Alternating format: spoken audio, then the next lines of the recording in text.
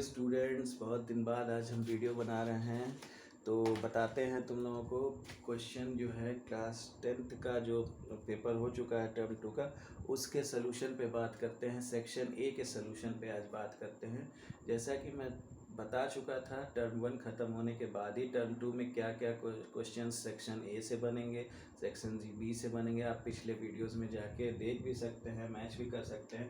तो उससे कुछ समय वेस्ट ना करते हुए सेक्शन ए के क्वेश्चन पे हम फोकस करते हैं। सेक्शन ए का पहला क्वेश्चन जो था, find the sum of 30 terms, first 30 terms of A P -30 -24 -18 so on. तो यहाँ पे ए देखिए आपका क्या है, -30 first term. D common difference की वैल्यू हो जाएगी -24 -30 हो जाएगा, ये आ जाएगा आपका 6 कॉमन डिफरेंस।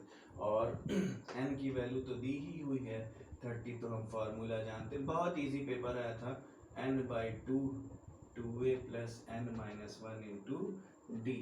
यहाँ पे n कितना है 30/2, 2 इंटू ए कितना है भैया, देखो ना -30 ही तो है। और n-1 इंटू डी, n कितना हो जाएगा 30 - 1 यानी 29 इंटू डी कितना है 6। ये हो गया 15, 2 से 30 गया 15 -60 + 6 9 या 54, 6 2 जा 12 12 5 17, 117 में से आपका 60 जाएगा तो आएगा 114। 114 इंटू 15 कर दीजिए, 5 4 जा 20, 5 1 जा 5 2 7, 5 1 जा 5, ये हो जाएगा 411, दैट इज 7 4 11 5 2 7, ये आ गया आपका आंसर 1710। तो 30 टर्म के एपी का सम कितना आ गया 1710।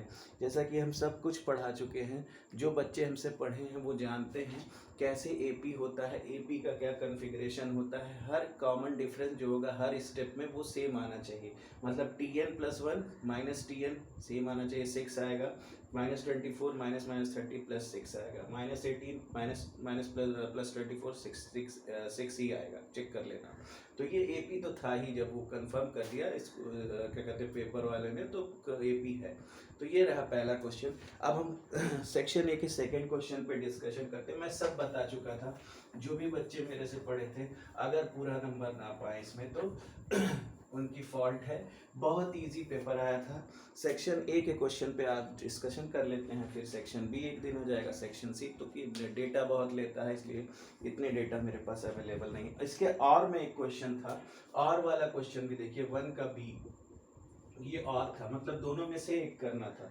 कह रहा था कोई एपी है, देखो एपी में कह रहा था एस एन की वैल्यू कितनी है, n इंटू 4n + 1। इस तरह के क्वेश्चंस भी मैंने लगवाए थे, इस तरह के क्वेश्चंस मैंने लगवाए थे और बोले थे कि इस तरह का क्वेश्चन आएगा। एसएन दिया था और कह रहा था फाइंड करने के लिए एपी। तो भैया देखो, एसएन अगर दिया रहे तो हम nth टर्म कैसे निकालते हैं, Sn - Sn-1 से निकालते हैं। ये nth टर्म का फॉर्मूला है। Sn दिया हुआ है, ये हो जाएगा 4n² + 4n, इसमें से माइनस करना है हमें 4n - 1 का होल स्क्वायर प्लस n-1, इसी को हमें माइनस कर देना है। ये देखो nth टर्म हमारे पास आ जाएगा। अब कैसे आएगा, एक दिन क्लास लेंगे जब ऑनलाइन, तो फिर बताएंगे कैसे ये tn = Sn - 1 करते हैं।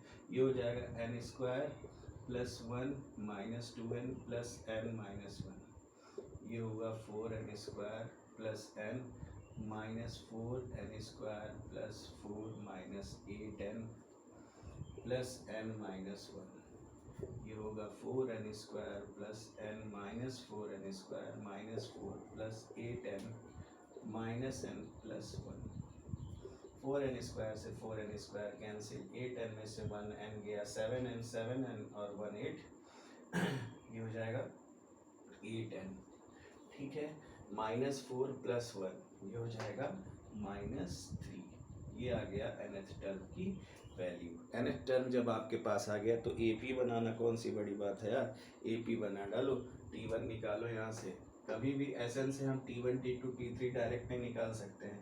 8 × 1 - 3 यानी 5, t2 निकालो भाई, 8 × 2 - 3 यानी 16 - 3 कितना आएगा 13, t3 निकाल डालो, 8 इंटू 3 माइनस 3 यानी 24 माइनस 3 यानी 21 आ गया T3।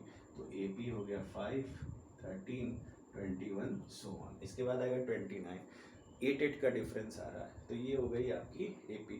जब भी हमें SN दिया होगा, nth टर्म निकालना होगा तो SN माइनस 1 करेंगे। कैसे करेंगे ये फिर से समझाया जाएगा जब फिर से अपना शुरू किया जाएगा नेक्स्ट चैप्टर। नेक्स्ट क्वेश्चन पे चलते हैं। ये फर्स्ट के AB पार्ट हो गया। चलिए जितना भी हो पाए 2 ही क्वेश्चन पे आज डिस्कशन करते हैं क्योंकि डेटा बहुत ज़्यादा लगेगा। 2 क्वेश्चंस पे आज डिस्कशन करते हैं, बाकी क्वेश्चन पे फिर डिस्कशन कर लेंगे, कोई दिक्कत नहीं। अब जब गर्मियों की छुट्टी होगी तो मेरे पास थोड़ा सा टाइम रहेगा शाम में पढ़ाने के लिए, तो आगे बढ़ाएंगे। क्वेश्चन नंबर 2 था, सोल्यूशन बहुत ज़रूरी है। Solid metallic sphere of radius 10.5 centimetre. एक सॉलिड मेटेलिक स्फीयर है, सॉलिड मेटेलिक स्फीयर है, ठीक है, मेटेलिक स्फीयर, ठीक, एक सॉलिड मेटेलिक स्फीयर है ऑफ रेडियस, इसका रेडियस दिया हुआ है 10.5 सेंटीमीटर, ठीक, is melted and recast into a number of small cones. और इसको गला दिया गया, इसको गलाया गया और बहुत सारे कोन्स बनाए गए, बहुत सारे कोन्स बनाए गए, हमें पता नहीं है सोन कितने बनाए गए। गलाने के बाद मैं जब मेंसुरेशन पढ़ा रहा था तो बताया था किसी भी शेप को किसी चीज़ में गला देंगे तो उसके वॉल्यूम पे कोई फ़र्क नहीं पड़ेगा। स्फीयर को सिलेंडर बना दीजिए, सिलेंडर को स्फीयर बना दीजिए, उसके वॉल्यूम में कोई चेंज नहीं आएगा। तो इसको हम बताए थे।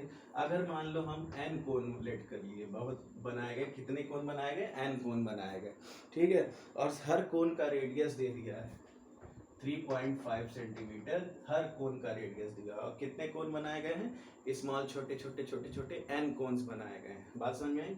अब सुनो, स्फीयर का जो वॉल्यूम होता है वो होता है 4/3 पाई r क्यूब, 10.5 इंटू 10.5 इंटू 10.5। ऐसे क्वेश्चंस में जब भी रिकास्ट होता है मेल्ट होने के बाद, उसमें पाई की वैल्यू नहीं पुट की जाती है। ये भी हम एक्सप्लेन किए थे क्यों।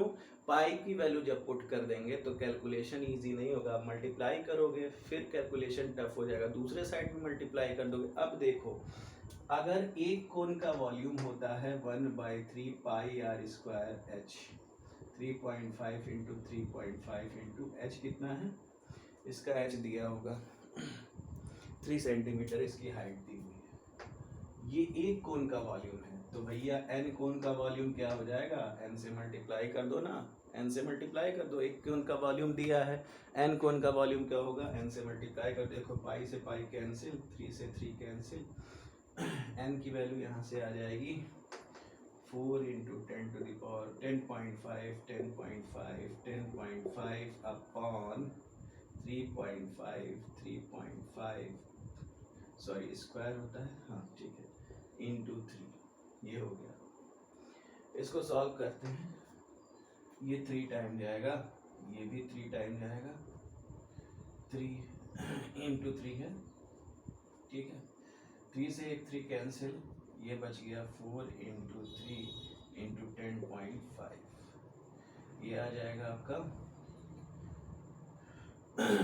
10.5 4 210 210 105 गुणे 2 4 हो जाएगा आपका 210 420, यानी 420 पॉइंट लग गया 0, 3 2 6 3 4 12, इतना कोण आपका बनेगा। मतलब एक स्फीयर होगा जिसका रेडियस 10.5 होगा, उसको गला के कितने कोण बनाए जा सकते हैं जिसका रेडियस 3.5 और 3 सेंटीमीटर हाइट हो, तो वो कितने कोण बनाए जा सकते हैं, 125 कोण बनाए जा सकते हैं। तो आगे भी डिस्कशन अभी हम करेंगे, पूरे पेपर पे डिस्कशन करेंगे, क्योंकि डाउट क्लियर होने चाहे पेपर्स के। मैंने जो जो बताया था वो क्वेश्चंस आपके एग्ज़ाम में आए थे, मुझे टाइम नहीं मिल रहा था, अपने ऊपर टाइम नहीं मिल रहा था कि मैं आप लोगों को टाइम दे सकूं, ठीक है। तो इन क्वेश्चंस को हम एक एक करके सॉल्व करेंगे। आप एक डायरी नोट करके सारे क्वेश्चंस का सलूशन लिखते जाएंगे। थैंक यू बेटा।